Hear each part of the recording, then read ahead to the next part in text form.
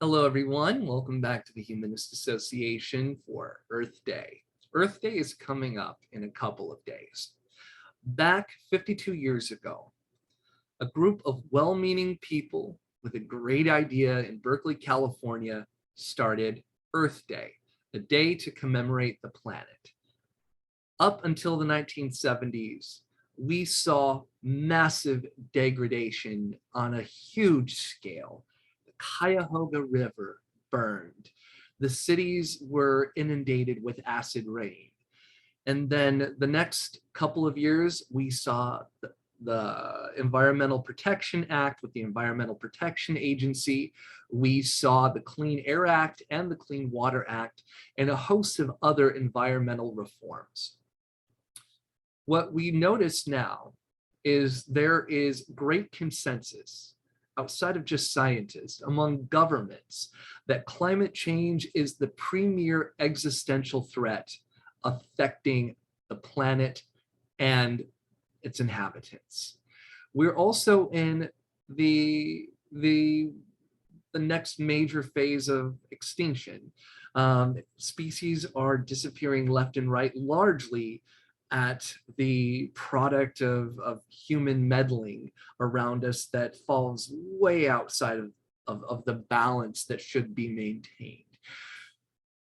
If you think COVID has been disruptive, just wait a few more years. In fact, the UN released a report the other day stating that we only have a few more years to reach peak carbon before we pass the 2.7 degrees Celsius increase in temperature that will irreparably harm the climate and thus lead towards our own exit.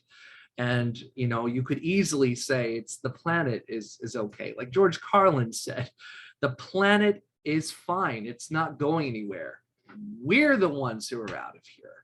And we have two humanist angles towards this. Number one, we see ourselves as part of this process of the natural world. We see ourselves as an actor within the natural world, causing great harm. We also see the efficacy that we have to stop what we're doing and try to repair some of the damage. We have an interconnected interdependence on this globe. As such, we need to become more aware. Earth Day was a great punctuated moment for this, and to become more in tune with the environment, with nature. We can go out on hikes. We can go kayaking. I went kayaking yesterday. It's such an amazing thing to do, to be out on the water. It clears your head. There's a wonderful psychological benefit to this. Additionally, if we can't be there in person, we can look at beautiful photographs and videos. Not only can we look at beautiful photographs and videos, we can look at photographs and videos of the environmental destruction, the havoc that we've caused, to become aware of what we've done, to rally support and action, to stop what we're doing, and to inspire others to engage in a greater sense of environmental stewardship. So today, for his next lecture, his last one on artificial intelligence, was absolutely wonderful. He's one of our core group members. And Craig Chaddock, an amateur nature and science photographer, will share his inspirations and demonstrate how the power of photography in your hands can illuminate the state of our planet's well-being through social networks such as inaturalist.org to record and index biodiversity across the globe. Everyone, let's welcome Craig. Craig is one of our wonderful staples of our group, and I am so glad that he can be here to share this wonderful presentation and discussion with us. Craig? Okay, thank you, Jason. Let me get my screen shaded here. Thank you. I share sound and optimize for video. Hope my bandwidth is good enough for this today here. Okay, you guys see that screen there? Can you see that screen, Jason? Okay, good. So this is recorded. I just want to start off with a statement that most of my work here is in San Diego. So a majority of central, southern, and east San Diego County is Kumeyaay territory. And most of North County is Liseño traditional homelands. And I want to respect indigenous peoples and their connections to the land by clarifying that when I use the term native in the context of observations of nature, I'm excluding Homo sapiens, domesticated animals, cultivated plants and crops, even though these in effect have had a significant impact on our local environment for the past 10,000 years. It's just the nature of when we have discussions about nature, we're using that term native in the context of animal species. So today's topic was conservation photography, from film to metadata. You as an observer and ultimately a contributor to a worldwide effort to record, share, and preserve nature. The first half of the presentation, I'm going to kind of split it into two. They're both fairly short. The first half is going to be examples of conservation photography in the analog era of film. Now, what I'm going to share is really just the tip of the iceberg. So while listening, please note images that have inspired you in the chat or save for a quick discussion. And I'll be stopping about halfway through the presentation to get your feedback and offerings. The second part of the presentation will be the power of digital media, remote sensing, and metadata to support affecting change in the world of conservation. And that will include the demonstration of inaturalist.org. That demonstration will be strictly to make you aware of inaturalist.org. You should in no way construe that this is me telling you you have to get involved in this, or this is the way you should have a personal obligation to contribute to conservation.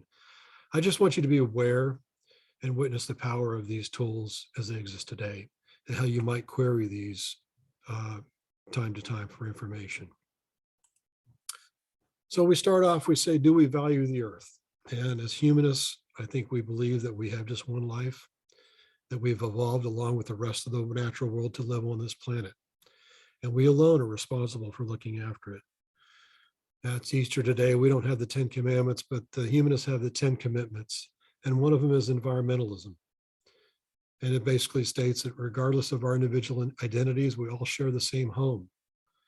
Just as we depend on the planet to sustain us with its precious resources, this planet's ecosystems depend on us to be good stewards and take responsibility for the impact human activity has had on our shared planet. As Jason alluded to, a disregard for the large-scale impacts humans have on our environment has caused extensive harm to Earth's ecosystems. Despite this, humanity is also capable of positive environmental change that values the interdependence of all life on this planet.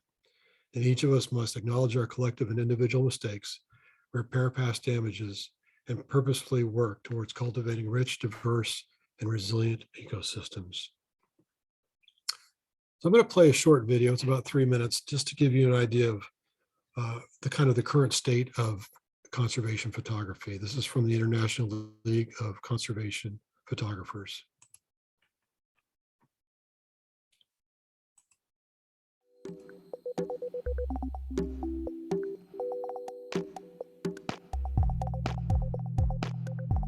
I think the reason why conservation photography is such a powerful tool is that, we as people, we're such visual creatures, and being able to see a place is much different than hearing about it. You can hear a soundbite and not understand anything about it, but if you see a photo, it means something to you and you have a relationship with it. And I think that the important thing is to not just to shoot something, it's to care about it and to understand it. Image making, I think, is only really half the equation. The other half is, what do you do with those images and how do you affect change with the images? And that's where conservation photography becomes its own art form. For me, conservation photography is about what we do with the images that we produce. The level of commitment that we step into once the field work is over makes a big difference. So it's how to use visual imagery as a tool for conservation in a way that no other of the tools that conservation has can achieve with the emotion. is the political voice that we have as photographers. I think we use photography to raise awareness about issues that are happening in this planet, of how humans are exploiting the natural resources, not necessarily in a very sustainable way. If we're standing in a forest, photographing an animal, and we turn around, and the rest of the forest has been leveled, and you don't photograph that, then you're doing a disservice to the animals and the ecosystem. We need to be photographers that also tell the whole story. Part of that whole story is conservation. I think you just have to become involved with it at a human level, and other than just as an art or a vision level. And through your photographs, you are trying to offer an influence in some way or another. You're trying to ascribe the public to come over to your point of view by the appeal of your pictures. For me, conservation photography is using images as a part of our responsibilities as citizens participating in the society. So we take the images instead of our voices, and we present very, very important environmental problems to the society. I think the sky is the limit with conservation photography. I'm really excited about the future and what we can do, and I don't think we've even scratched the surface.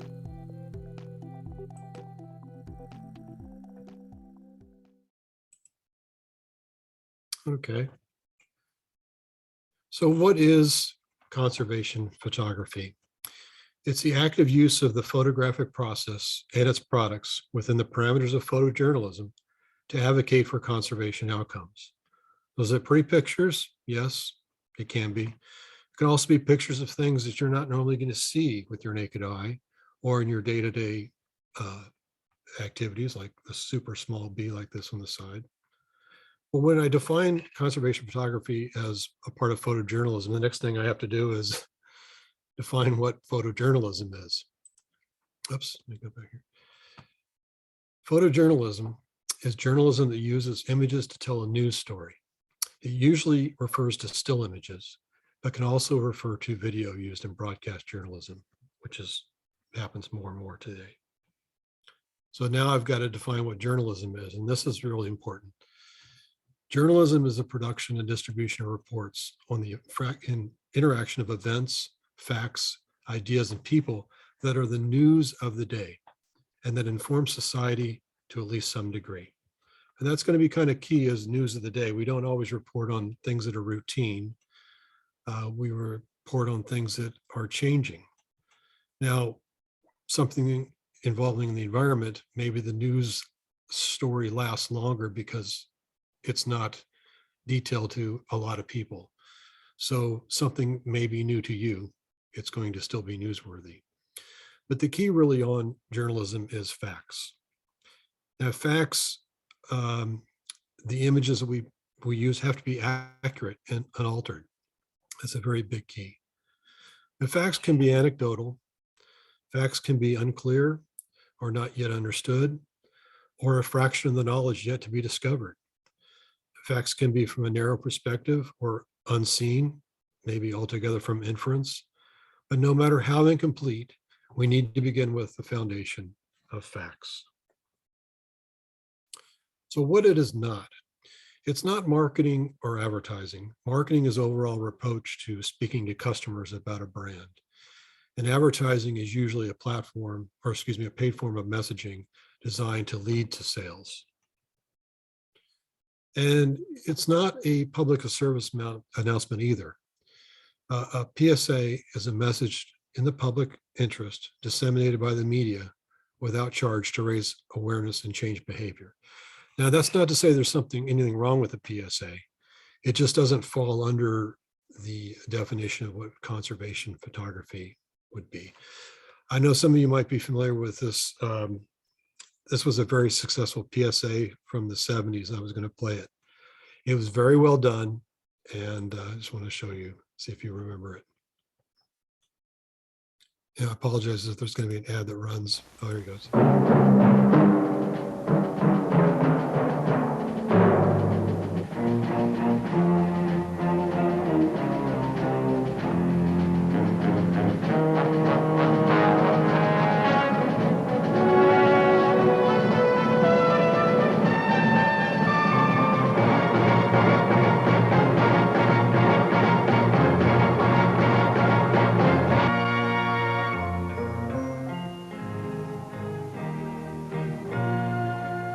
Some people have a deep, abiding respect for the natural beauty that was once this country.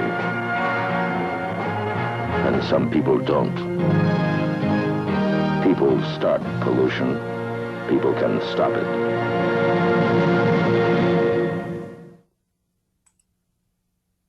All right, let me close that down. You might recall that one. It was very powerful, very inspirational, but did have some criticism. I think the number one thing was he was not an Indian, he was Italian, but he was an actor. But the other one was that it put a lot of the onus for pollution on people littering, which really at the time wasn't the cause of most of the pollution. And it's a production, it's a media type production. So even if something is inspirational, it's still sort of considered not to be of a journalistic value. So when I kind of start off with, from at least from my perspective of conservation photography, was Ansel Adams. And a lot of you might be familiar with his work, photographing the wild lands of the West, primarily in black and white. He was alive from 1902 to 1984, and he was a lifelong advocate for environmental conservation. And his photographic practice was deeply entwined with this advocacy. This is the Grand Tetons in the Snake River, very famous photo. This is one of my favorites of Yosemite Valley. And Ansel Adams was contracted with the United States Department of Interior to make photographs of national parks. For his work and his persistent advocacy, which helped expand the national park system, he was awarded the Presidential Medal of Freedom in 1980. So his work was very, very positive for the most part, because they was really advocating for creation of parklands and getting people excited about the wildlands. But this was early 20th century. We go back even further. The photographer you may not be familiar with would be Clayton Watkins, primarily because most of his work was destroyed in a fire. And he worked mostly in commercial photography. That was kind of what supported him. And at the time was quite lucrative, because photography was a very, very technical endeavor at the time. Equipment and chemistry and all kinds of other things really kind of kept people, the common person, from engaging in photography. But he was involved in the latter half of the 19th century. And he often photographed Yosemite, and he had a profound influence over the politicians debating its preservation as a national park. You might be aware that some people were planning to use Yosemite as a reservoir valley. His photographs did more than just capture the national park. He created an icon, Half Dome. I wasn't really aware of this because, like I said, my fandom for Ansel Adams, I didn't realize those that came before him. You know, of course, John Muir was before him. He wasn't a photographer. But Clayton Watkins. Clayton Watkins created a lot of sublime images of the wilderness, pristine landscapes, and untouched by humans. And he established these iconic images that furthered environmental ideas. And in contrast, he made a living photographing commercial enterprises and properties, such as this hydraulic mining shown above, which ironically illustrated a behavior so destructive that it was outlawed in California in 1884. That's amazing that a mining process, in a world where we're still doing strip mining, a mining process like this was outlawed in the 19th century. And this is a process you might be not familiar with because they haven't been doing it a long time, but where they take water from a reservoir upriver and they bring it down to smaller and smaller pipes, building up pressure to several hundred pounds per square inch. And they use it to basically wash away the sides of cliffs and mountains to get slag so they could mine the gold out of it. When you run out of gold panning the river, you just create more erosion. And there's still signs of this today in California, by the way. And it's still believed that it's caused several feet of sediments to go in San Francisco Bay every year, even to this day. And a lot of photographs that you'll see that might fall in today under conservation photography are usually telling some kind of story. And even though they might be accurate, they still usually need more explanation to them. like the case where you have an animal next to a fire. You usually want to have some kind of sense of story or other facts to back that up, because this could be a controlled burn. This could be anything. But we do know in this day and age that fires, whether they're caused by man or wildfires, animals have a lot less chance of surviving because they have a lot less wilderness and corridors to escape to. So an animal being this close to a fire is definitely a word of caution. And that type of a photograph would capture the attention of people. I'm going to mix in some nicer pictures too, because when I first did this presentation, I had a lot of real negative ones, and I realized, conservation photography is very inspiring, and I wanted to make sure we kept on that vein. One of the things I do is I photograph a lot of insects, and I see things in these photographs that I wouldn't have noticed myself, and I don't even really notice them when I'm taking the photograph because things are happening so fast and you don't have time to study. Like, look at all the intricate colors and the patterns in the eye. This is a variegated meadowhawk, which you might call a dragonfly. It's just a particular one. This one's down in the Tijuana River National Estuary Research Area. So this next slide, I just want to warn you, the next slide is a little graphic.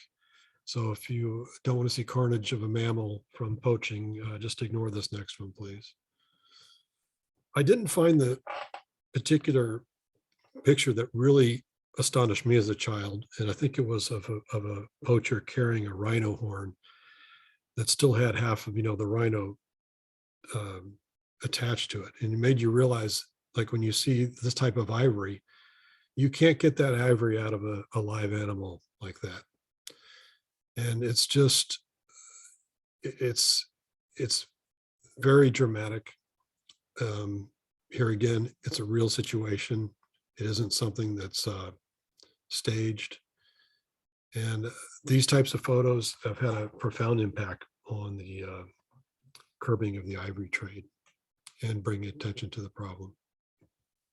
Okay, we're back to nice slides now. You're turned away.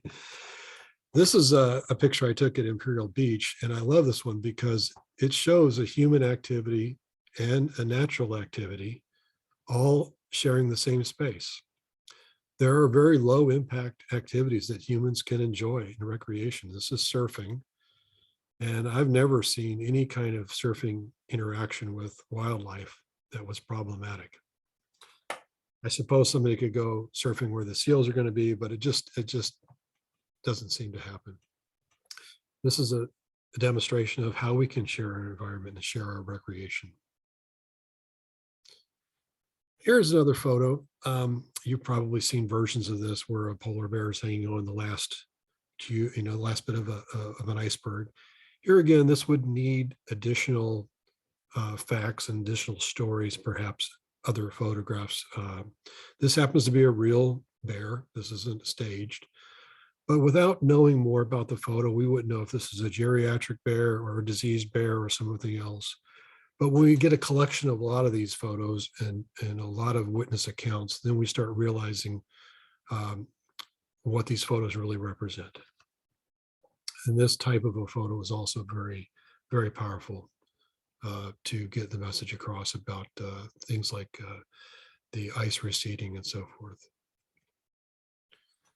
This is another example of a bird here in San Diego.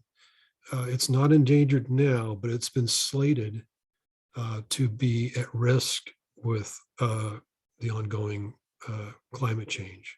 This is a spotted Tohee. Now, our own state bird is very dull, very brown. This is a cousin of it. It's a spotted Tohee. And again, these birds are so fast and flit around so much that unless you're looking at a still photograph, you can't really appreciate that these birds are all around you. You just don't get a chance to examine them closely unless you see a photo. And in fact, when I took this picture, I probably got only a few shots off before it completely disappeared again. And I've been shooting this bird for years and hadn't got anything that stark.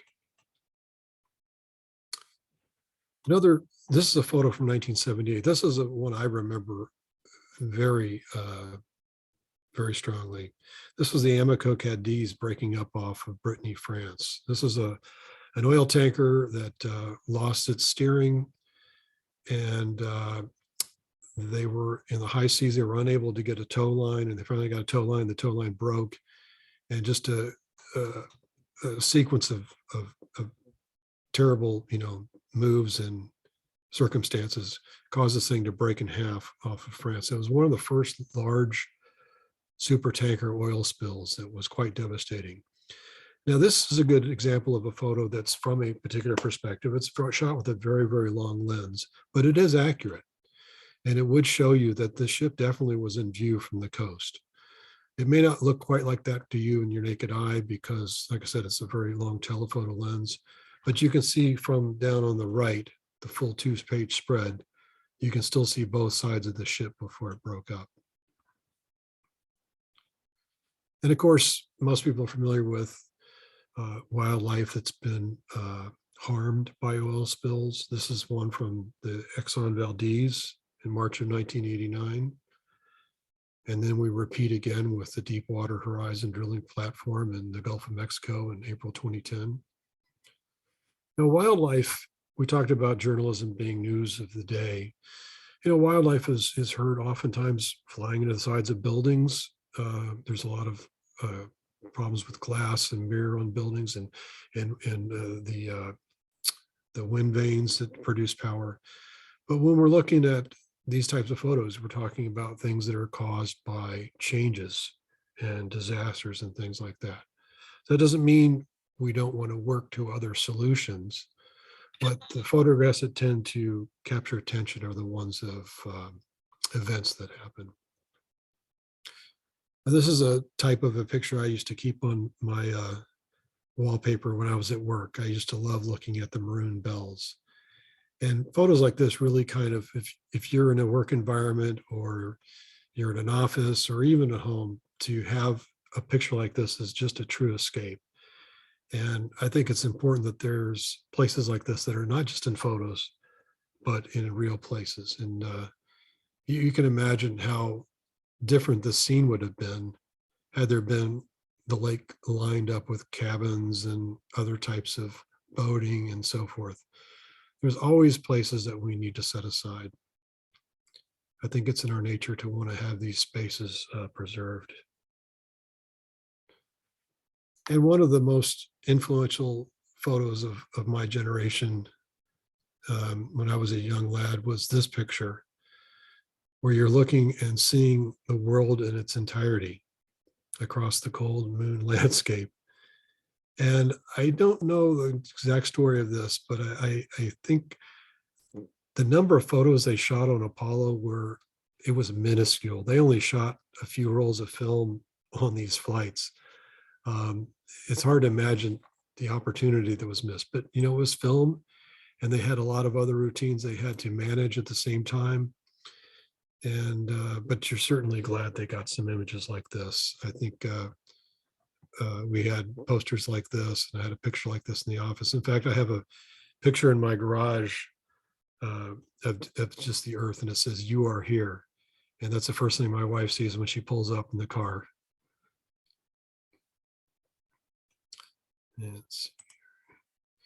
So I want to kind of take a little break here for a moment. There's more things. Like I said, I just kind of really hit the tip of the iceberg with photography. There's pictures. I'm going to just show you real quick. There was some of you might be familiar with this type of a thing where a turtle got stuck in a 6-pack ring. Well, this is a story talking about his caregivers,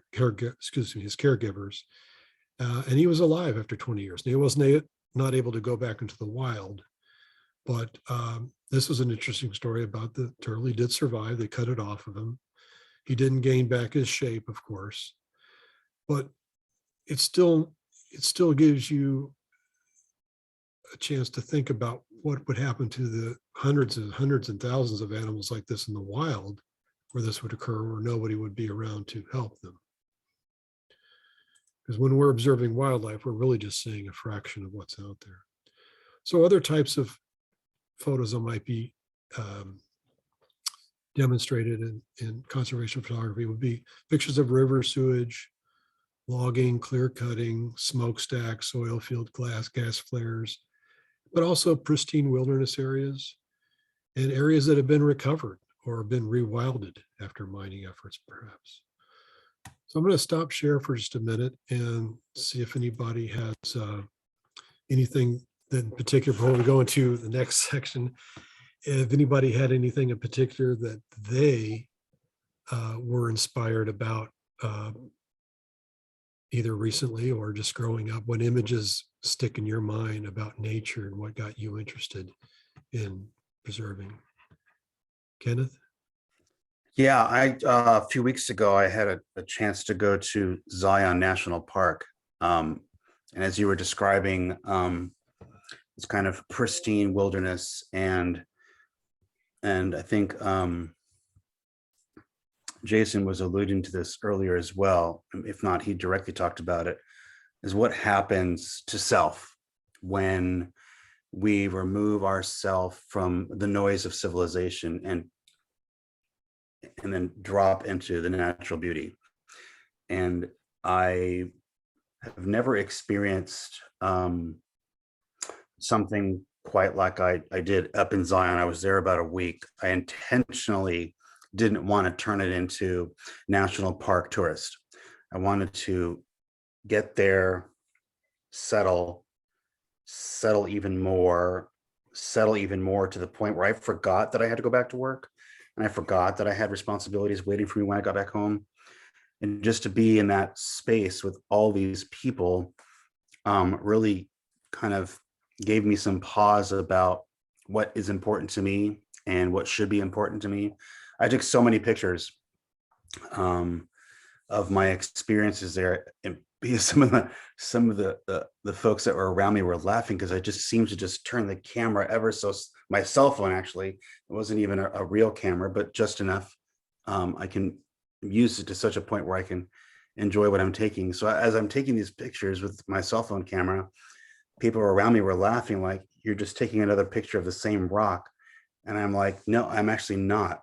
I'm actually looking at something specific that I didn't see before. And as I start to repeat that process, it took me an extra hour to climb up Angel's Landing because I was just so engrossed in this moment of just being in this beautiful space.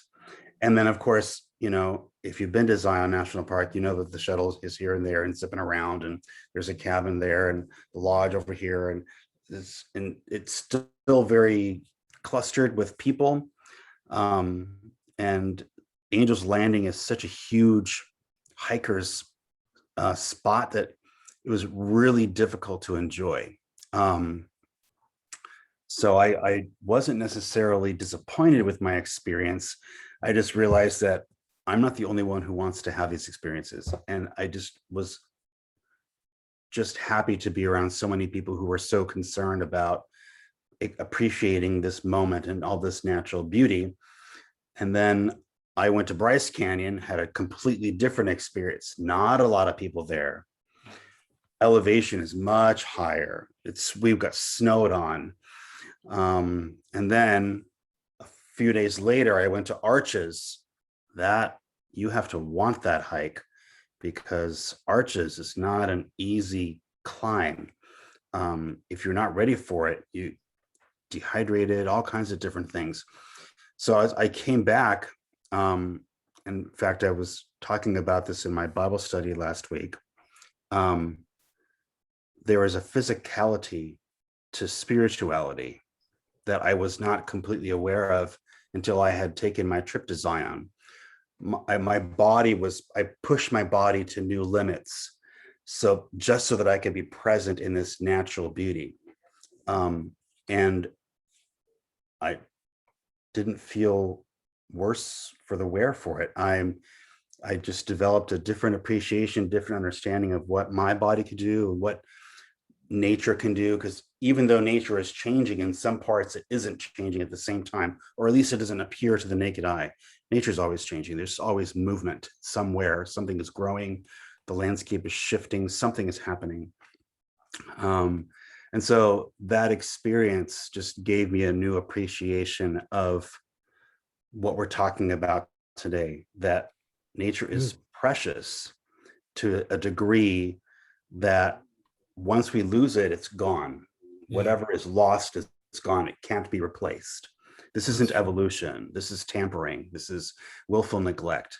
And as a spiritual person, as a chaplain, one of the things that I talk to people about is just because God created us last, we were last in succession, right? So there were many other things that came before us. So let's not discard them. Let's not abuse them, that they came first before us. We're here because the land is here. If we were created first, we'd have nowhere to go, nothing to eat, nothing to clothe ourselves with. So let's be mindful of the order of the operation and not abuse that. Because if we do, then we're just going to go backwards until there's nothing left. And then the animals will just take over, and then nobody will know who we are. No one will know that we've ever been here because there's nothing left to share. So let's be mindful of that. Very good. Well, one thing I would note is that don't ever feel bad about taking a lot of pictures, because very oftentimes your first visit is when you are most noticing things, when things become more routine. So don't ever worry about taking too many pictures. Ed? Yeah, thank you. I consider myself lucky to have grown up first 10 years of my life in a village in England. And I was very close to nature. I just walked down the road and we had these fields and woods, but not parrots like I do have now. Apologize for he gets excited. And some memories stick out in my mind, like a pond. I used to be fascinated by the tadpoles. There were tadpoles in the pond. And there were a lot of bushes in the fields around me. And there were a lot of nests, bird nests. And I was just fascinated by the eggs, the blue colored eggs. And I don't know, this probably was not conservation minded, but I used to collect those eggs. I used to enjoy just collecting the eggs. And I just wish that I had a camera then. I would have loved to have, recorded those scenes.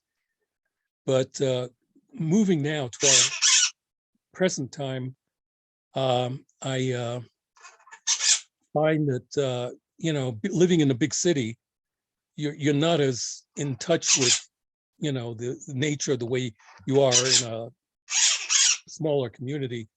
Although, we have a lot of, green areas, open areas, and we're right next to the mountains. So, it's no lack of that. But yeah, I remember a friend of mine a number of years ago, he said, where are all the grasshoppers and crickets? Like, he noticed there was a decline, And recently I read 20 or 30% of the birds have decreased in population in the last several decades.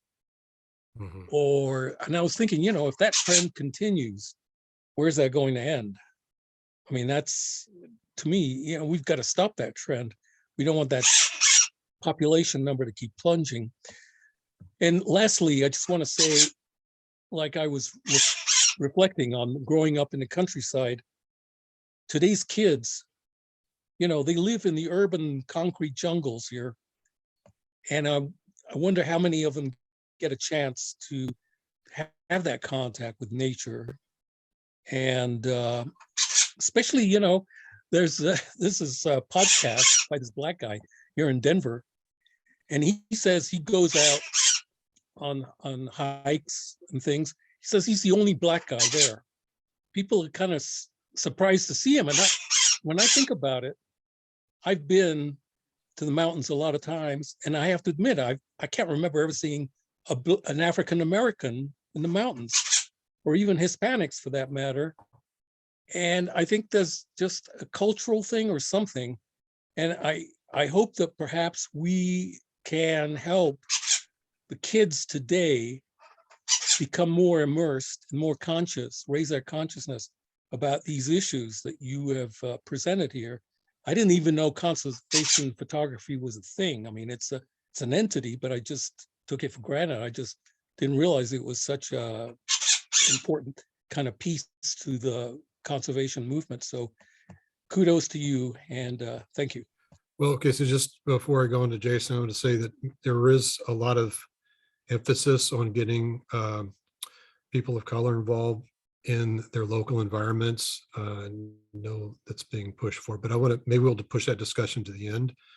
But that is a big consideration. It's been an old white man's club oftentimes because of the technical and cost reach. You know, a lot of, you know, backpacking. I mean, these are things that a lot of people aren't equipped to do. But when people are invited and they're meant to feel welcome, they take ownership. And white people have been urbanized a lot longer than people of color. So there's no adjustment problem there. You know, I think it's just a matter of engagement and invitation. Jason? You got. Thank you. So I want to go off of what both Kenneth and Ed have said, and also about your question, Craig. For me, it wasn't so much a photograph as a book. In high school, I think I was a sophomore, a teacher who I found to be rather influential, who was a biology teacher, Stephen Ferris. He recommended that I read a rather important work from the 1960s. And that particular work was, and this goes off of what Ed was saying about the grasshoppers and the crickets being gone, Silent Spring. Silent Spring was, it was crucial to my thoughts growing up on the environment and conservation, and seeing how things tend to have a cascading effect that spreads throughout the entire ecosystem. Additionally, like Ed was saying about things just not being there, there's one thing that has struck me, and people doing conservation photography would have had a much easier time 50 or 60 years ago.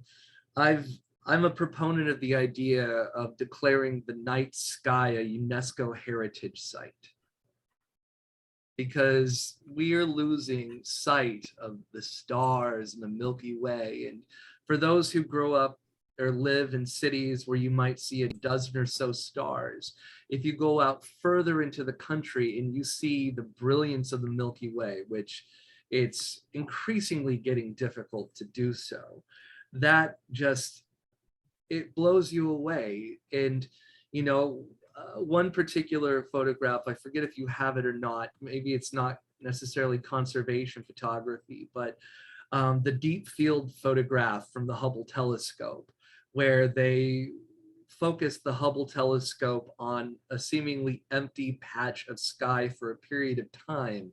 And when it emerged, there were hundreds of galaxies. And I want to go off of what Kenneth was saying. And some people who attend our meetings believe in God. Most people don't. And this was from a meeting that we had, I would say maybe 11 years ago at the Joyce Beer Center on a third Sunday, much like today.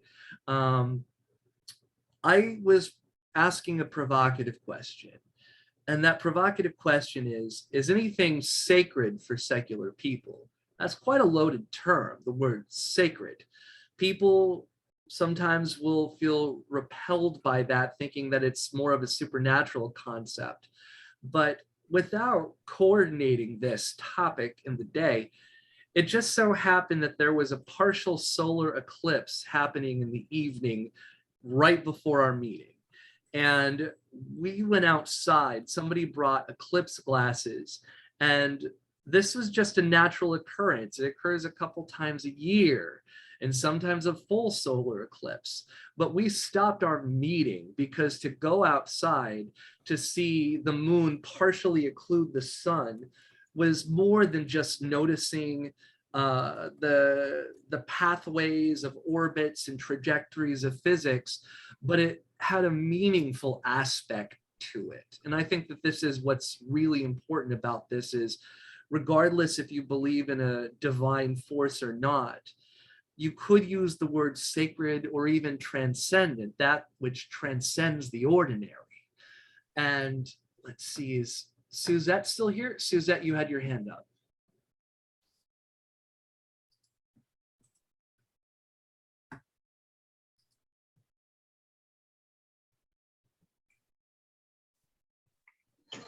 Yeah, sorry about that. I just wanted to mention that, well, first of all, I was part of those people in Berkeley who decided that having an Earth Day was a good idea, but it's still a good idea. It should be a national holiday where we do community service, clean up our environment. Everybody could pitch in.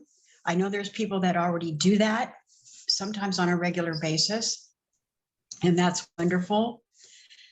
But I also want to mention the fact that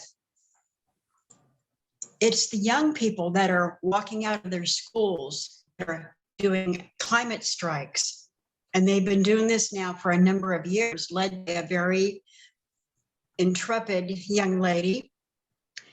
It's not the adults. The adults are ignoring these children, these kids. But they know what's going on, and they know that we have to do something. I mean, there have been a huge amount of students that have demonstrated by sitting down in the corridors outside of Feinstein, our senator in the state of California, Dianne Feinstein's office, regarding climate change and what Congress needs to do. So the young people are totally on board because they're going to be feeling the most impact of this. So the adults, they need to step up. And it's almost too late, but it's not too late if we do it now. Very good. And I read that book too, Rachel Carson's Silent Spring book, and I highly recommend it if you haven't read it. It will break your heart. If nothing else, it will make you angry and it will break your heart because they're still spraying an enormous amount of pesticides all over our food and in the environment. And that's just wrong. It's just wrong. And not just pesticides, we have to remember that they are noticing in blood samples microplastics in human tissue. Yep. Well, not only that, but what about, I mean, some of the whales that have been beached, when they do biopsies of them to try to find out what happened, I mean, their stomachs are full of plastic. It's just sickening. It breaks my heart. It just breaks my heart. We don't have to do this. And you know what? The bottom line is the earth and nature don't need us. It gets on just fine without us. We need the earth. We need nature. Yeah. Well, let me move on to the second half of what I want to discuss, and that is really kind of my take, sort of on the futurism of this.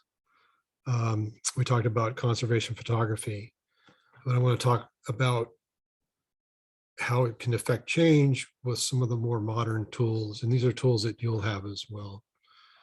I'm going to share my screen again here. Get here. And we'll talk a little bit about, first topic is remote sensing. And remote sensing is the acquisition of information about an object or phenomena without making physical contact with the object. And it's usually typically classed as satellite or aircraft sensor technologies, but passive remote sensors include film and digital photography. So even though you have like satellites that are checking weather and so forth, satellites that just simply take images are also very powerful. Now, Jason, you mentioned the one that's facing the other direction. That's also very thought-provoking and inspirational. What we're talking about here is anything facing back towards us. I'm going to give you a couple examples of some remote sensing you can do. Let me see if I can pull up here. This is a Google map, and hopefully this will pull up. Now look at that pristine mountain. Isn't that gorgeous? That's in Utah. But if I just slide over a little bit here, it reveals the Bingham copper mine. And if I flip around here, that's Salt Lake City right there. And this is just, if you're logged into Google, you can swing this 3D around just with control and your mouse. You do have to be logged in. If you're not logged into Google Maps, you just see a 2D version.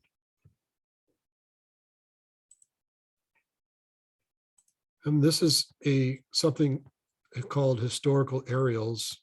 And this can be accessed if you go to Wikipedia on any location. You go to the location page, which is usually the second page. You can do comparisons. This is aerial photos of Mission Bay. And you see right here, you see Fiesta Island. People do a lot of boating in here. This is 1964. This is just 9 years earlier. It was an estuary. So you can get a real historical perspective with some of these images, and you can get a before and after. So there's 1953, there's 1964, turned into a human playland. And this estuary would have housed hundreds of thousands of birds coming through San Diego. It would have been like being out at Salt Sea. It would have just been phenomenal. Here's the Morenci copper mine in Arizona. Now I'm going to demonstrate this with topographic maps. It's not quite the same, but topographic maps are often made from aerial photos and so forth. Just a rough area in the mountains. And if you go there in 1990, you see a big hole in the ground there. And if we look at the same thing in Google Maps,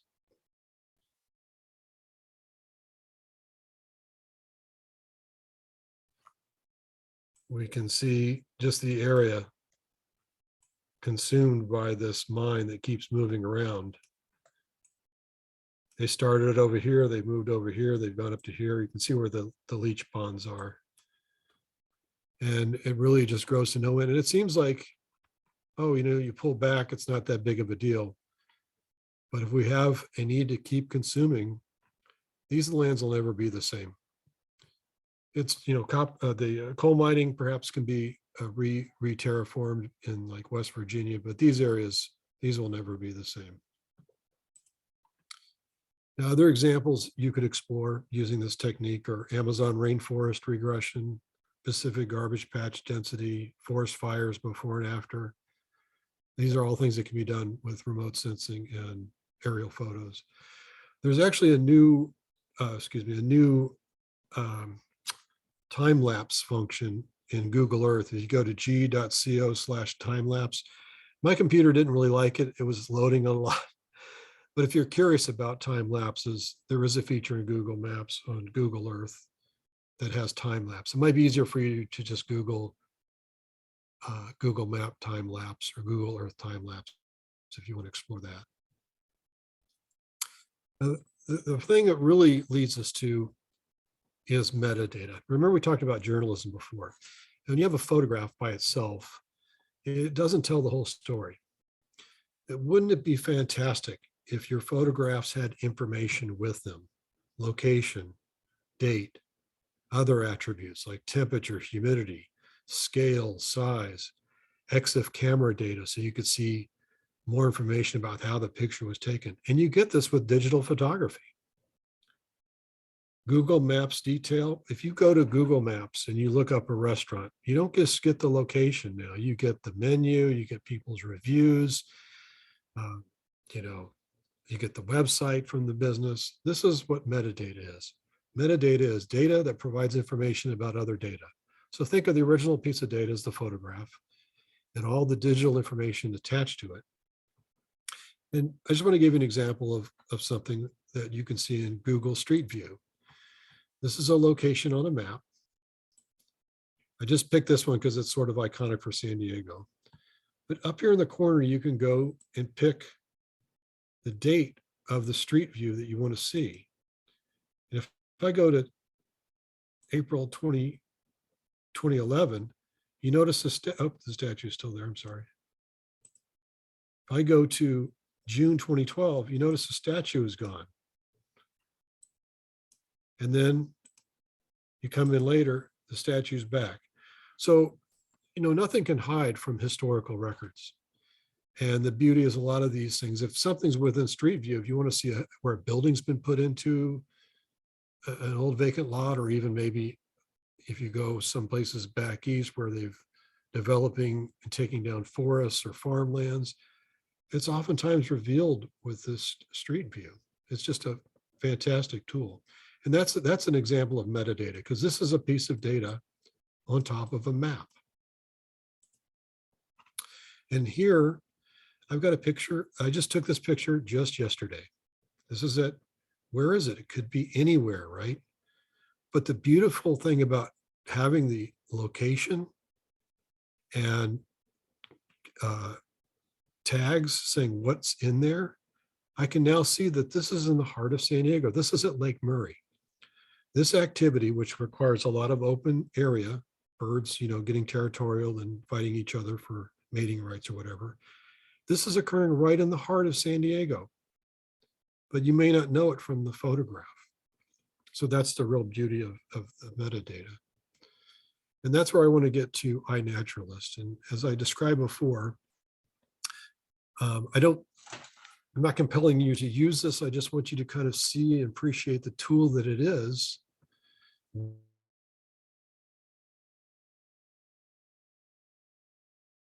Does it show? It also has, I'm going to demonstrate it on the computer. It also has an app that you can use on your phone. And if you have your phone set to saving the location, then your photo already has metadata on it. And it's going to be used by this web page. So I'm going to go over here, if I can get up here, to iNaturalist. And this is my iNaturalist page. This is my observations. Let's see here, 884 species. I'm going to upload a picture and just show you what I do. So I've already processed a photo, and I'm going to pretend I just got, you know, I just got to where I want to upload it. And I've already put the location in the photo. Now, I use a DSLR, so it does not have a GPS. Just to bore you a little bit, I record a GPS track on my phone. And as long as it has the same clock and time as my camera, when I get my pictures downloaded on my computer, I basically cross-pollinate the two together, and the location data is added to my photograph. So I've got this picture here, and I bring it into iNaturalist. And the location you can see is already there, San Carlos, California. I got the dates already there, that's from the camera. And then I'm going to click species name. Now I know what this bird is, you may not, but I'm going to ask iNaturalist what it is. And what it does, it's using an AI, artificial intelligence, by looking at tens of thousands of other pictures that have already been uploaded and verified to be this particular bird. It's figured out the genus Lantura, but all more specifically, it says it's a scaly breast munia.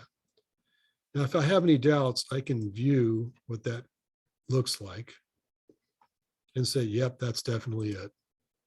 So I'm going to accept scaly breasted munia, and then I'm going to submit it. and then it takes it a second. Got to get all the squirrels are pedaling in the background. And it puts it in there. So I've got this observation now, scaly-breasted munia, which is a spice finch. You might be familiar with the term spice finch. This is actually an old world bird that got brought over here as pets and has been released in the wild and has been quite successful. So you can see here, it's got a tag up here that says it's been introduced via anthropogenic means. That means you and I, someone besides nature, introduced that to this area. And if I zoom into the map, I can see all kinds of other observations, and certainly a bunch more there in Lake Murray. And I can also at this time add more information. I can say it's alive. I can say the evidence is the organism itself. I can say it's an adult. I don't know the sex. If it was eating something, I could say, you know, it was preying on something. I can add all kinds of information about that. Now, this is just me and the AI determining that this is this bird. What's going to happen is someone else is going to come along here and they're going to either compare it or they're going to validate it. So let's say somebody says, no, it's some kind of perching bird.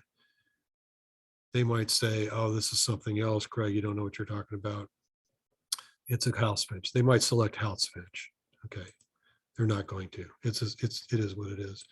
But if I go to some previous things here, just to show you, like this is a, for example, I thought this was a black crappie, this fish that was being eaten by a western gull.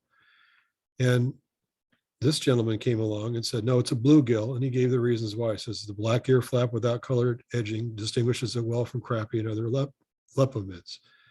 So I went and checked what he had done, and I agreed that it is a bluegill.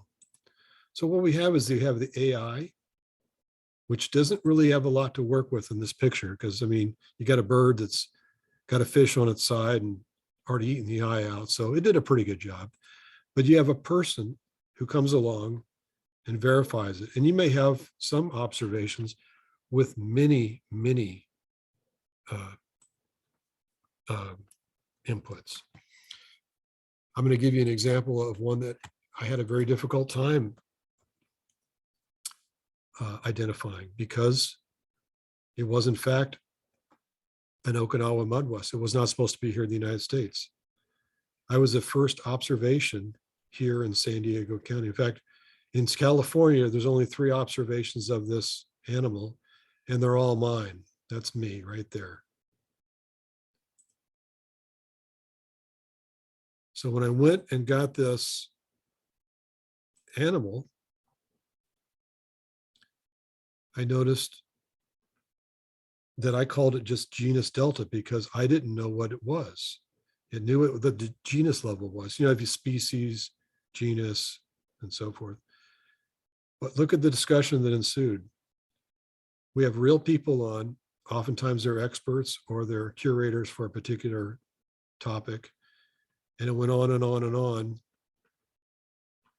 So sometimes species are easy and sometimes they're hard. And you can see worldwide, if I zoom out on this map, that it's primarily in Asia and some of the Pacific Islands and Hawaii. So this wasp came over on a ship. If you zoom in real close to where I was right down there at Pepper Park, and this is where they unload all the cars in San Diego County. So it probably came off a RoRo ship, which is a roll on, roll off. So one thing I want to kind of show you quickly with iNaturalist, I'm going to use bees because that's what I'm working on right now. This is the Earth. And let me just get some of these things away here. If I sort on bees, actually, let's look at first. There's 94 million observations worldwide of 344,000 species. If I type bees up here, which is going to get me to an epifamily, worldwide, there's 3,315 species of bees that are documented on iNaturalist. That doesn't mean there's only 3,300 bees in the world. That just means documented on iNaturalist. If I take this down to California location, I'm going to narrow it down a bit. I'm now down to 342 species. If I take this down to San Diego County,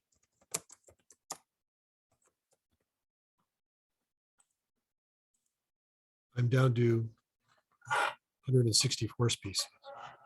Now, the experts tell us there are 600 species of bees in San Diego. Why does iNaturalist only have 164? Because these are passive observations. A lot of bees will need to be caught to get them down to a species level identification. They're that small. So 164 out of 600 is really not that odd of a number. If you look at those species, you'll see that the top species of bee is 44%, the top,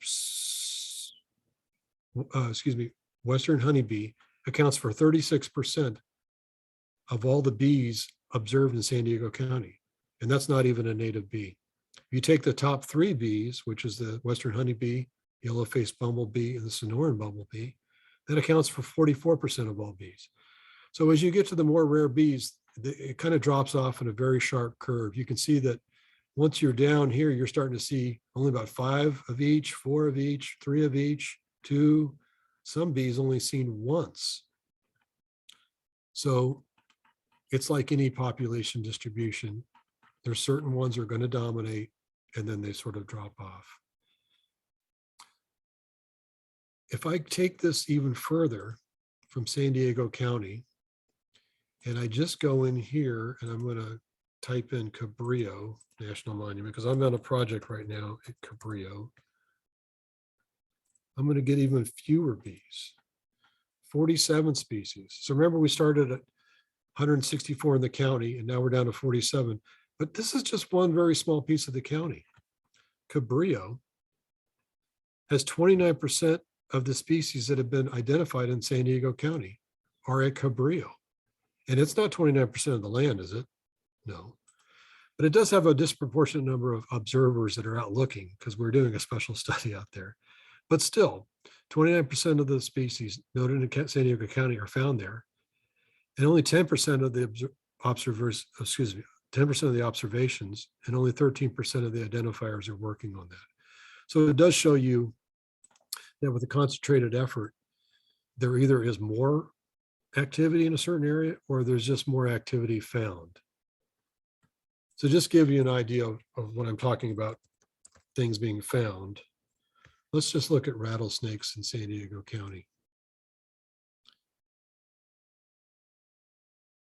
You have to excuse me, I got these little windows popping up for some reason. But if you look at certain parts of the county don't look like you're finding any rattlesnakes, that's not really necessarily, doesn't mean there's no rattlesnakes there. That just means there aren't observers there. So very oftentimes these passive observations with the cameras, are going to be more consistent where people are looking. Nobody's looking for a rattlesnake, nobody's going to post one. So this data really is a tool for researchers to begin studies. It isn't in itself a methodical way to look at things, but it does show you in the areas that are accessible to you, here's where you can find certain animals and so forth. So like out here in the middle of the desert, there's just not a lot of people wandering around in the middle of nowhere. And there's certain areas, like this is a big Indian reservation. There's just not people wandering around in here looking for that stuff. But those animals are certainly in there. But you can see the populated centers are where things are really, really found. Now I'll take you one last thing that was, I'm lying. I'm going to do 2 more things. And then I'd like you guys, if you can think of any animals you'd like to talk about, we'll jump in. This was down in Salton Sea, and we talked about metadata. One of the things they ask us is if a bird's been tagged. And I actually have here a banded bird, yes, tagged, and then I actually have the tag number. And I received a certificate from I guess who sent it here. there's an agency that keeps track of these. If you look at the photo up close, you can see a tag on the bird's wing. And that's kind of a rare occurrence because most tags are smaller than that, and you're going to rarely get close enough to get a tagged photo. Thought that was interesting of note. And then one more item. This was an instance where a researcher used data from Inaturalist. Let me get a drink here, excuse me. To extend the range of a fiddler crab. Now this is a Uca princeps. This is a large Mexican fiddler crab. You've probably seen fiddler crabs that are smaller. This one, you have to know the scale. That's several inches across, much bigger than the little ones we have here in San Diego. But because people were observing this on iNaturalist, let's see if I can.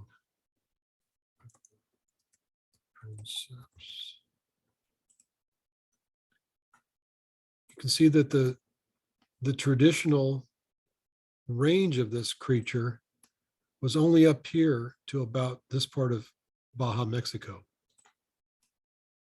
But people, because of warming waters or migration of the crab itself, people started spotting them in here. And a researcher got a hold of that and said, oh, I need to extend my range of it. And he published a paper, not solely on data from iNaturalist, but iNaturalist alerted them of what was going on and got them to look at something that they weren't aware of. So if you look at things like the wasp I found, people are now interested in that. So you've got a lot of more eyes and ears on things now than you did in the past. So before I kind of summarize, is there any creature that somebody's really curious about? Because you can go to iNaturalist yourself, but if there's anything you're really curious about in San Diego County and want to shout that out, I can maybe give you a little insight of what I would do. Like if you were looking for a particular thing, or you want to know if something was introduced. The two that I'm interested in are the chupacabra and the Sasquatch. You beat me to it, Jason. Well, that's called iPhantasmic.org. Yeah. But anyway, this tool also has it's good used for plants. Now I'm kind of an insect person, but it's great for plants. Plants don't move. So oftentimes if somebody's observed something and you want to see a plant, you can actually go, you could explore. I actually saw something the other day. I'm going to show you something. These are yesterday, there was a birdathon I was following my wife out for, and I did some observations while I was out there. And I did some of my observations on my smartphone. It's just because I'm shooting with a really, really long lens for birding. So my wide angle lens is my smartphone. So I'm no snob when it comes to smartphones. And I found a special kind of eucalyptus. Have you seen a eucalyptus with such a flower as that? I'm not showing my screen anymore, am I? You're gonna go, I can't see that. Let me share my screen real quick. Sorry for the tricking you there. So that's a eucalyptus. And there's like 30 or 40 types of different eucalyptus, plants. This is called a coral gum. And it hasn't been seen that many times in San Diego. It's only been seen a total of 10 times. And also I love this map here. It tells you what time of the year. So if you're interested in a flower or a particular insect that only comes out, this graph will show you, like right now I have it plotted for California. So let me change that to San Diego. And I can tell you when they've been observed. That's another gold mine for people. Look, if you want to see this thing blooming, you need to see it in April and maybe June. There's really not enough data on this one to have good stats. But let's just, we'll look at another one. But if you look at the map, you can see that there's only a few spots in the United States, and all the rest of them are down here in Australia where that eucalyptus tree belongs. What's something that doesn't show up all year round? Let's see here. Oh, let me just go here to, we have an invasive plant called a garland daisy.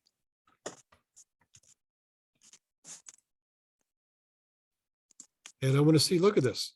Now is the time to see this invasive flower. If you go out in August or September, you're not going to be able to recognize it. It's going to be a dried up, shriveled piece of seed somewhere below the ground. So I love this, what they call metadata, right? So if there's no particular things that people are looking for, let me wrap it up, and then we can have more of a discussion on some of the wider topics. I'm going to share my screen one more time. Something you're probably all familiar with, but I think it's probably more relevant now today than ever, especially with what's happening overseas. So indulge me on a nice little trip here. A last remote selfie of planet Earth. And you have to excuse me if there's an ad here. Why I drink mushrooms every morning. I used to drink a lot of coffee, and I got honest with myself. From this distant vantage point, the Earth might not seem of any particular interest. But for us, it's different. Consider again that dot. That's here. That's home. That's us. On it, everyone you love, everyone you know, everyone you ever heard of, every human being who ever was, lived out their lives. The aggregate of our joy and suffering, thousands of confident religions, ideologies, and economic doctrines, every hunter and forager, every hero and coward, every creator and destroyer of civilization, every king and peasant, every young couple in love, every mother and father, hopeful child, inventor and explorer, every teacher of morals, every corrupt politician, every superstar, every supreme leader, every saint and sinner in the history of our species lived there, on a mote of dust, suspended in a sunbeam.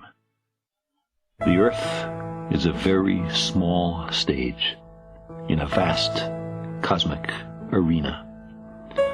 Think of the rivers of blood spilled by all those generals and emperors, so that in glory and triumph they could become the momentary masters of a fraction of a dot. Think of the endless cruelties visited by the inhabitants of one corner of this pixel on the scarcely distinguishable inhabitants of some other corner. How frequent their misunderstandings, how eager they are to kill one another, how fervent their hatreds. Our posturings, our imagined self-importance, the delusion that we have some privileged position in the universe, are challenged by this point of pale light. Our planet is a lonely speck in the great enveloping cosmic dark. In our obscurity, in all this vastness, there is no hint that help will come from elsewhere to save us from ourselves. The Earth is the only world known so far to harbor life. There is nowhere else, at least in the near future, to which our species could migrate. Visit? Yes. Settle? Not yet. Like it or not, for the moment, the Earth is where we make our stand. It has been said that astronomy is a humbling and character-building experience. There is perhaps no better demonstration of the folly of human conceits than this distant image of our tiny world. To me, it underscores our responsibility to deal more kindly with one another and to preserve and cherish the pale blue dot, the only home we've ever known.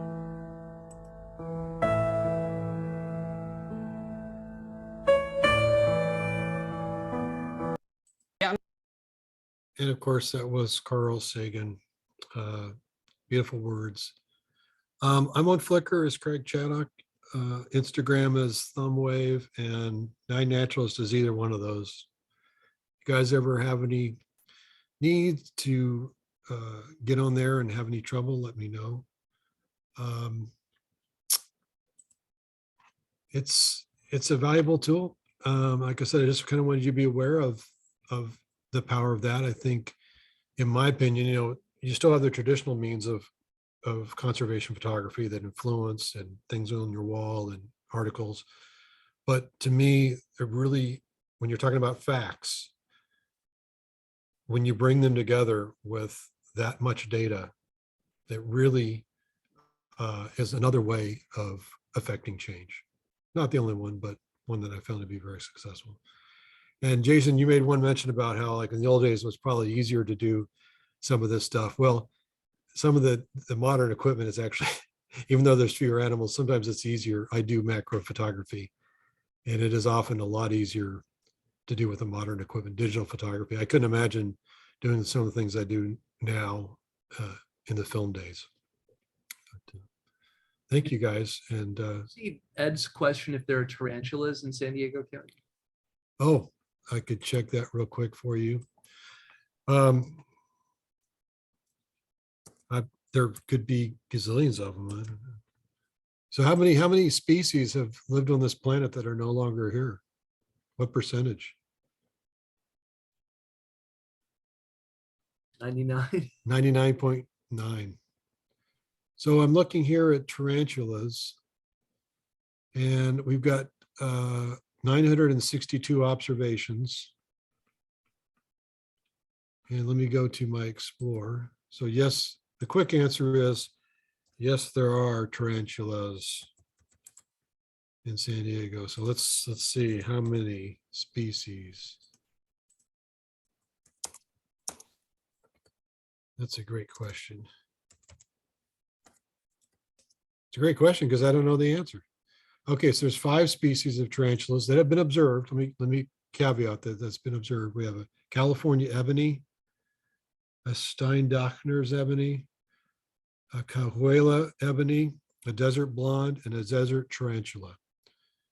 And the most common would be the first two, the two types of ebonies, 361 and 341 each. The other two are quite rare. Can you share the distribution of them to see where they're at? Yeah, let me just share my screen one more time. We'll share the magic answer to this question. Keep me honest. So these, you can see it's distributed all through the county. Wow. But, again, primarily, a lot of them are where people are looking for them. In Tohee and out here in Mission Trails. You can hike in Mission Trails and see them in there. That's where like Coles Mountain is and the 5 Peaks. And then people probably see them when they go out to do the flowers in Borrego Springs. But they seem to be all over the place. So look out. Always, when I learned when I was in the Army, you're supposed to check your boots before you put them on, because tarantulas like nice, warm, wet places to spend the night.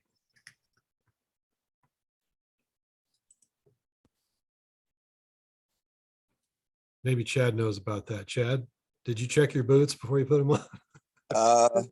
Yeah. Didn't take my boots off a lot of the times, but but I got a quick question. I think it's great that there's a public, crowd data gathering. I'm not sure the proper terminology, resource that the public can access and contribute to.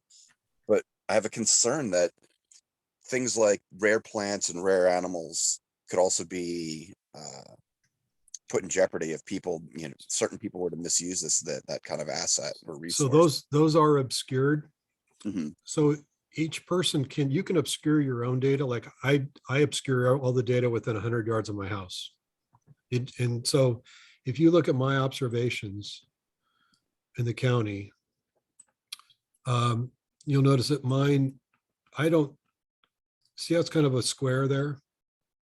oh, I gotta share again. Here I am talking about my screen and it's not shared. That's an excellent point. I'm glad you brought that up, Chad. You look here at my observations, they tend to be really kind of focused around this square, because they've been randomly placed in things that I've put as obscure. And you see all these things that are circles, like you see the ones that look like little map drops, right? Those are actual locations. But all these little circles, these are obscured locations. And let's go to one. Okay, there's a California sheephead. That's not a very good one. That's a fish. Let me find another one here. Snowy plover. Why is a snowy plover obscured? Because it says near threatened up here, NT. So those locations are already obscured. So anything that's threatened, you can give permission to let researchers see that location, but the public won't see that. Again, I'm glad you brought that up. That's a very good point. Excellent, thanks. Yeah, I was like, oh no, there's got to be. I hope there's some way to prevent. If you look for a wild shad, you will find their location because they're not endangered. Okay. but if you look for Jason, you won't find him because he's a very unique guy. There you go. And now I'm hooked on this side. I'm looking up different things. I'm looking to see if there's a tarantula in my neighborhood. Yeah, it's fascinating. But you can do it with your smartphone. But you can also use it just to ID things. You don't have to actually contribute if you don't feel like it. But the nice thing is, I want to say thank you for this presentation. I appreciate the land acknowledgement as well. I was hoping to stay longer, but I've got to head out. But good Sunday to you, and thanks for visiting with us, and thanks, Jason, for putting this all together. Be well, everybody. Thank you, Kenneth. Thank you. Thank you. Yeah, it can be addictive. So like the example of I'm getting involved with this bee study. The person that wanted to do that, let me tell you how she found her volunteers.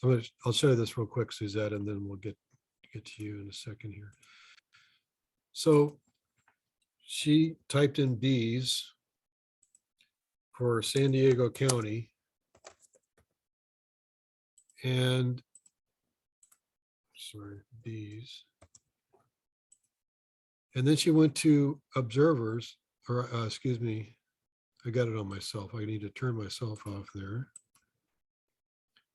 She found there were 890 or 3,727, excuse me, 3,721 observers of bees in San Diego County. So she just clicked on that and she just went to the top 20 people and asked them if they'd participate. So, I mean, you have data of the people that are finding this stuff. What a better way to find a group of volunteers is finding out people who are already doing it. Suzette? Yeah, I just wanted to comment that because I'm from Northern California, and my parents' house was in the East Bay, about maybe 20 miles from San Francisco. Anyway, our house, it backed up against a field, an open field, when there used to be cattle grazing up there occasionally. And we got, in the summertime, we got tarantulas in our yard. The dogs would play with them. I mean, they'd swat them around and everything, and then the spider finally left, because they've had enough. But yeah, we used to get, they're huge, and they don't walk, they jump. I mean, they're just, I don't like spiders anyway. But the first time I saw one, like almost really close, it scared the heck out of me. They're hairy. I think they're ugly looking. I mean, just creepy, but the dogs love them. Kids love them too. It's funny because tarantulas aren't the most threatening spider to people, but visually, it's yeah, Ed. Yeah, thanks to my Polish parents, I'm into mushroom hunting. I'm just curious, how far would I have to go from San Diego to find any mushrooms? Mushroom. Now, see, that's kind of a generic term. So it would be a fungi, including lichens. There's like, I guess you'd almost have to work your way up the chain here. Let's see. First off, let me find a good taxonomy. Sometimes what I'll do is I'll go, I don't really know what to look for here. So I'm going to a mushroom, then I go to taxonomy. You know, the taxonomy is like kingdom, phylum, class, so forth. So what I've done is I've gone to a mushroom. Could you show us the screen? Yeah. This is just my method. It isn't necessarily the best one. So I've gone to a mushroom, just any one. And now I'm working my way up to see what I might, it's like a common grilled mushrooms. And so it looks to me like I want to be just in this fungi. I want to be probably in the phylum. And I'm going to copy that. Let's see. I'm going to copy the phylum and I'm going to go back to explore. First, I'm going to put in, I'll just put in San Diego County to start with. The location you put in is just sort of a starting point. I'll show you in a second what I mean. So I put in this phylum and there's 564 species within that phylum. Now you might have a more particular type that you're looking for, but if I look at the screen here, green spored parasol is the most common. Does that look like a good mushroom for you? No, there's a particular edible one that we always picked. Yes, in that case, you probably want to go out and find the actual scientific name for it. Because if I'm just generally looking for mushrooms, you know, they're all over the place. So we could look for, as we could see, edible mushrooms, San Diego County. And then it would say, here's giving us several species that are edible. Let's just go one by one here. Copy that one in. Where was I here? Blushing Bride Amanita. And so you can see where people have found them. Like people have found them here in Mission Trails. I've run across mushrooms in Mission Trails before. Let's see if the other one is even more popular. There's mushrooms that grow on the side of, or fungus that grow on the side of trees sometimes too. Let's look at the next one. Oops. Yeah, see, now you're going to be hooked. There's another type of mushrooms that seems to be found quite a bit in Balboa Park. You don't even have to go very far. You go to Balboa Park, take your blanket, and you got your mushrooms right there. I was wondering if you have the BOLETUS, Boletus. That's the one I think. Okay, BOLETUS. That's the kind Polish people like. Okay, so there's a Boletus and allies, and there's also a Boletus family. So let's just look at the family. And there are 19, let's just make sure I got that on there. Looks like there's 19 species of this Boletus. Wow. So you got oak-loving Boleta, liver Boleta, Vasid Boleta, suede Boleta, all kinds. But you know what happened to Yule Gibbons, right? You remember Yule Gibbons? Oh yeah, yeah. He had some books out. I think he died eating a pine tree or something. See, oh really? I think no, I'm just kidding. I think it just takes a little more expertise to. You definitely want to look a little further than just iNaturalist for anything edible. I think you want to find out what people might recommend, because even an edible plant kind of harvested in the wrong area may be problematic. I don't know if you heard about the mushroom that walked into a bar and the bartender said, "I'm sorry, we don't serve your kind." And the mushroom said, "Oh, come on, I'm a fun guy. I'm fun." You know, that could get you banished from Zoom for 3 weeks.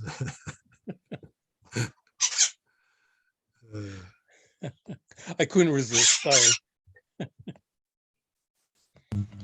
But you can find edible mushrooms at Trader Joe's. There you go. That's what. Listen to Suzette. She knows what she's talking about. That takes all the risk out of it, I guess. Well, you never know, though. They have recalls every once in a while. That's true. Oh, no. Yeah.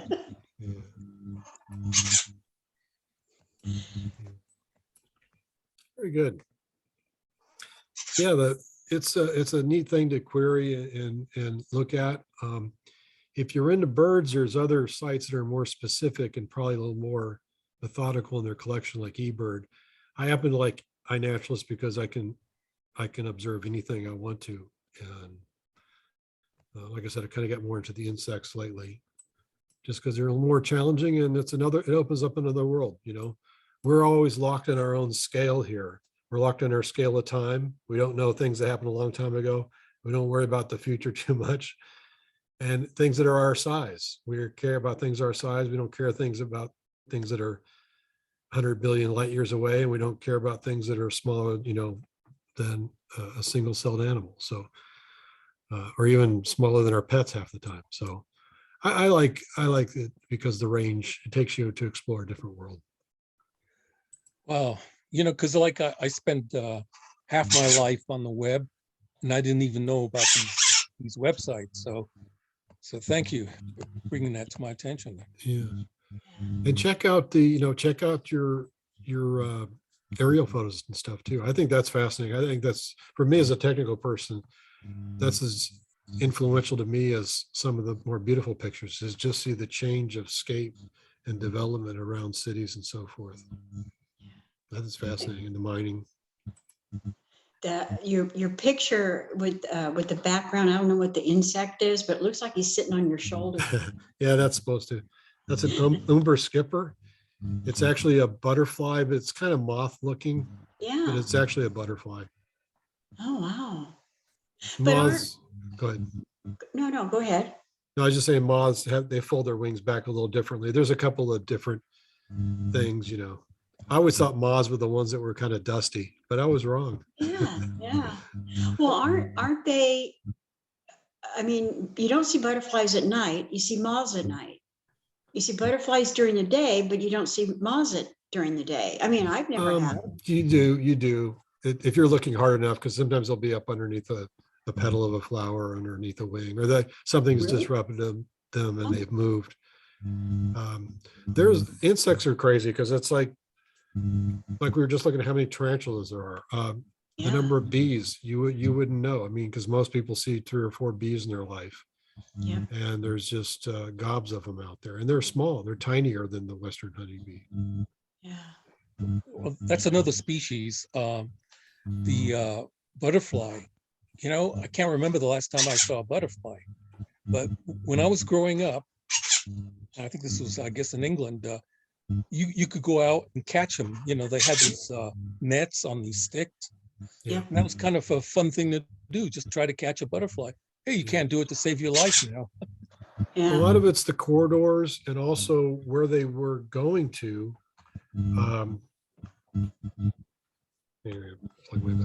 Where they were going to had plants that they would particularly eat that have been maybe turned into other agriculture.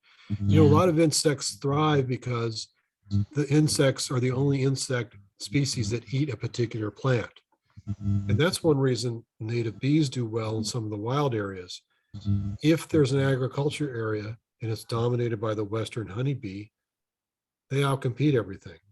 But if they go somewhere the Western honeybees aren't interested, they can continue to thrive. And that's the way it is for a lot of different insects. They're insect specific. I went this last week to get a California poppy fairy bee. And where did I go? To the California poppy. Now, they weren't the only bee on the California poppy, but that is a bee that's specific to that flower.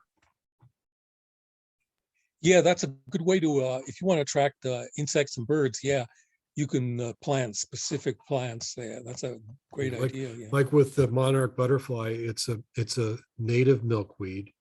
There's also a tropical milkweed, which they like, but the problem with that, it can harbor other diseases, and they just recommend you use the native milkweeds. But yeah, planting certain plants will attract them.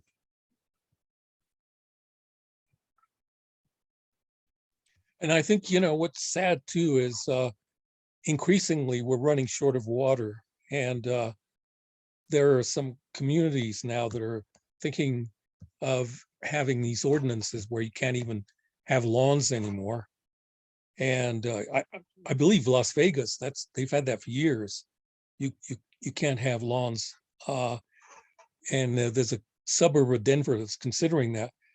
So I think, if you're restricted in the water, and I guess you might be restricted in the kind of plants you could plant, but. Well, there is an advantage to that because you plant native plants.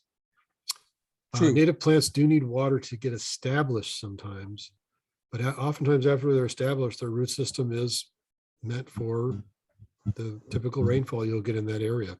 Right. Our front yard is an intentional mess, and I've identified over 100 insects in our front yard alone because we've let part of it kind of not necessarily go wild. I mean, you can walk through it. It's not like the eyesore of the neighborhood, but it's quite wild looking. Yeah, but those are sustainable. I mean, a lot of people now, I have this really great dentist I found, and her front of her office is there's no lawn, it's gravel and indigenous plants, and it's beautiful, just gorgeous, and they're just like spotted all over. And some of them are in bloom right now, and they're just beautiful. And you can see butterflies, you can see bees, you can see all ladybugs.